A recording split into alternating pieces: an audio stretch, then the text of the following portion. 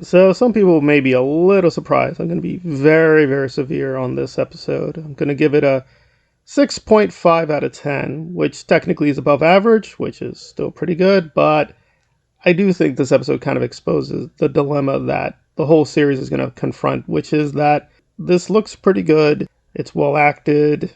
Again, a lot of good things about it, but it does seem aimed at a very young audience. And I don't think per se coming from that background is bad. However, you can go down two routes. One, you can make things for a very young audience, right? The 12-year-old audience. Even if something is aimed at a very juvenile audience, it can still have hints of greatness in it.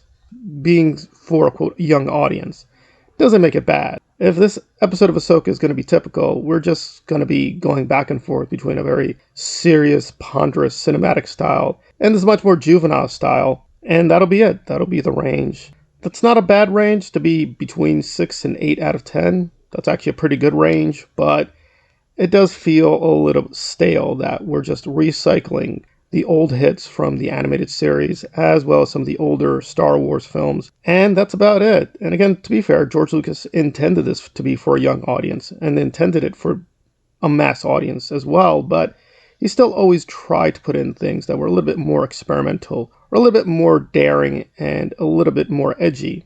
Now, sometimes he failed miserably, but he tried to do things that were stretching the medium, and I think he made some disastrous choices with digital technology, but nevertheless, there was an attempt at greatness, whereas there's really no attempt at that here. It's sort of just great in terms of production value, but there's nothing really innovative in terms of storytelling, or in terms of the characters, or plotting, or even in terms of how to frame things. So, it's a fine episode. We just have basically more with Sabine and Ahsoka, and a bit of a space battle. That's about it. This is a short episode, and it breezes by.